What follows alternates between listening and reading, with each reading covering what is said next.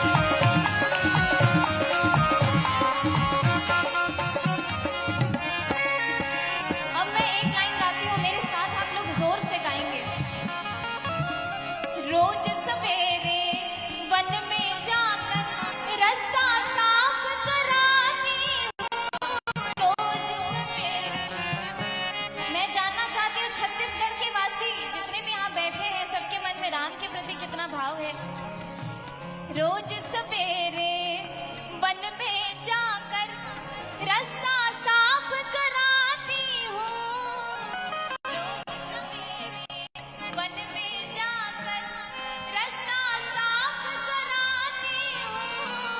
अरे अपने प्रभु के खातिर वन से चुन चुन के फल लाती हूँ।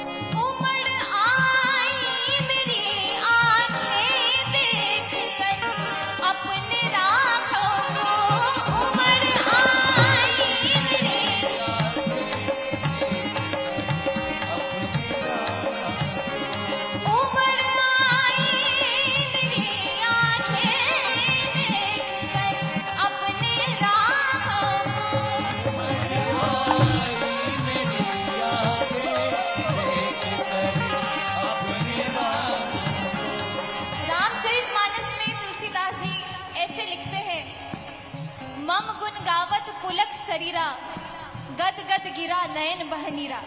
भगवान का नाम लेते समय अगर आपकी आंखों से वो प्रेमाश्रु नहीं गिरते हैं, आपका शरीर पुलकित नहीं होता है, तो उसमें कोई मतलब ही नहीं है।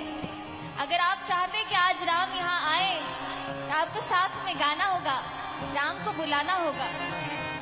उमड़ आई मेरी आंखें देख कर अपने राहों को, उमड़ आई मेरी आंखें देख कर अपने नामों को, देख कर अपने राहों को।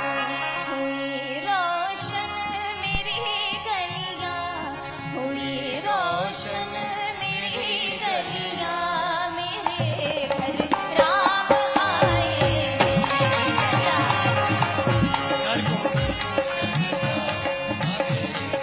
राम आए सजारो, हर गुलशन सा मेरे सरकार आए सजारो, हर गुलशन सा मेरे सरकार आए।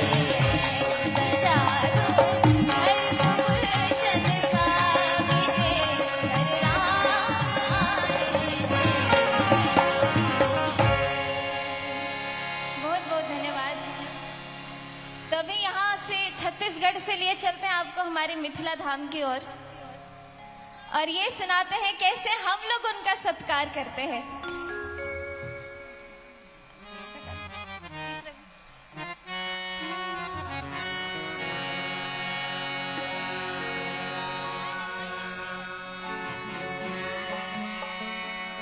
आजू मिथिला नगरिया निहाल सखिया, आजू मिथिला नगरिया निहाल सखिया, चारों दुल्हा में बड़का कमाल सखिया, चारों दुल्हा में बड़का कमाल सखिया, चारों दुल्हा में बड़का कमाल सखिया, चारों दुल्हा में बड़का कमाल सखिया। आजू मिथिला नगरिया निहाल सखिया, आजू मिथिला नगरिया निहाल सखिया, चारों दुल्हा में बड़का कमाल सखिया, चारों दुल्हा में कोयला कमाल सखिया।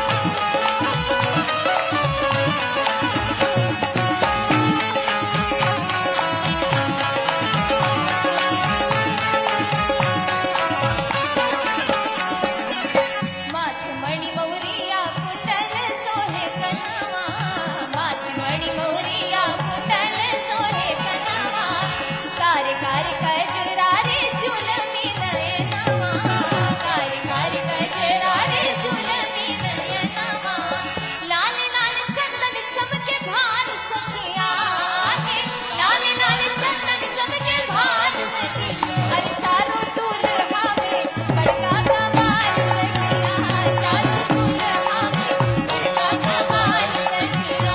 आजू मिथिला नगरिया निहाल सखिया, आजू मिथिला नगरिया निहाल सखिया, अरे चारों दुल्हा में बड़का कमाल सखिया, चारों दुल्हा में बड़का कमाल सखिया, चारों दुल्हा में बड़का कमाल सखिया, चारों दुल्हा में बड़का कमाल सखिया, चारों दुल्हा में बड़का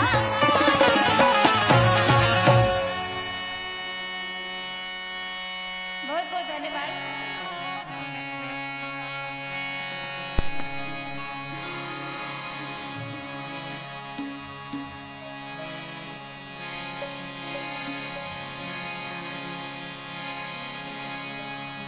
राम जी से पूछे,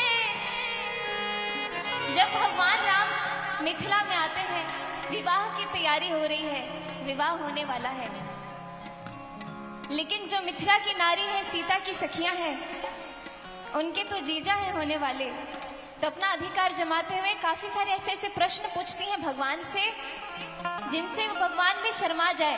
तो वो क्या क्या प्रश्न है वो एक एक करके आपको मैं बताऊंगी क्या क्या पूछा उन्होंने।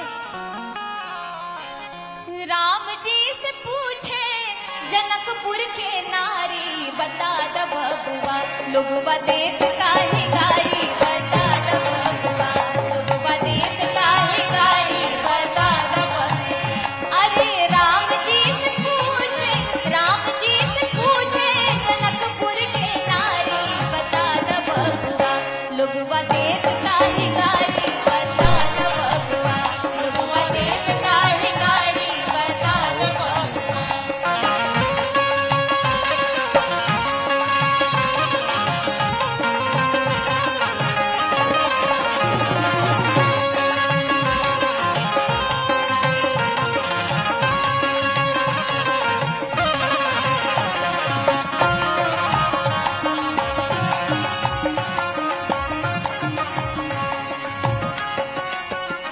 सबसे पहला प्रश्न भगवान राम और उनके भाइयों से पूछते हैं, अरे तोहरा से पूछूं मैं ओ धनुषधारी, अरे तोहरा से पूछूं मैं ओ धनुषधारी, एक भाई गोर का है, एक भाई गोर का है, एक काहे कारी, बता द बबुआ लोगवा देत काहे गारी, बता द बबुआ लोगवा देत काहे गारी, बता द बबुआ।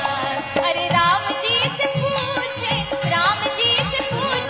जनकपुर के नारी, बता द बबुआ लोगवा देत काहे गारी, बता द बबुआ लोगवा देत काहे गारी, बता द बबुआ। अब दूसरा प्रश्न भगवान राम के गुरुदेव विश्वामित्र जी से पूछते हैं, अरे ई बूढ़ा बाबा के पाकल पाकल दाढ़ी, ई बूढ़ा बाबा के पाकल पाकल दाढ़ी, अरे ई बूढ़ा बाबा के पाकल पाकल दाढ़ी, ई बूढ़ा बाबा के पाकल पाकल दाढ़ी।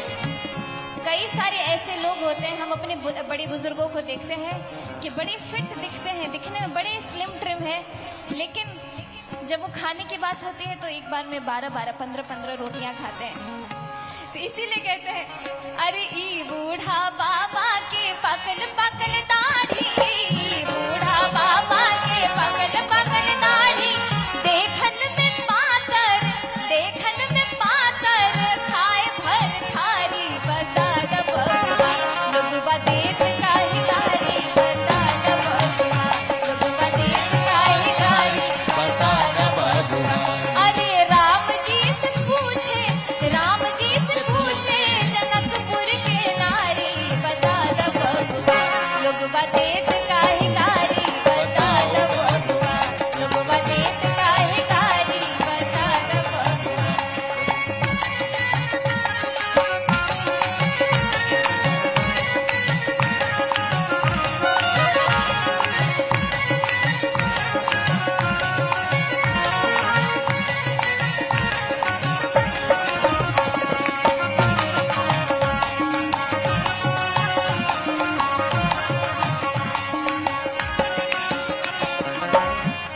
अब सबसे भयंकर प्रश्न पूछते हैं भगवान राम के पिता राजा दशरथ जी से। राजा दशरथ जी कैलनि होशियारी, राजा दशरथ जी कैलनि होशियारी, राजा दशरथ जी कैलनि होशियारी, राजा दशरथ जी कैलनि होशियारी, एक टामरद पर तीन तीन गो नारी, बता द बबुआ लोगवा देत काहे गारी, बता द बबुआ लोगवा देत काहे गारी, बता द बबुआ। अरे राम जी से पूछे जनकपुर के नारी, बता द बबुआ लोगवा देत काहे गारी, बता द बबुआ लोगवा देत काहे गारी,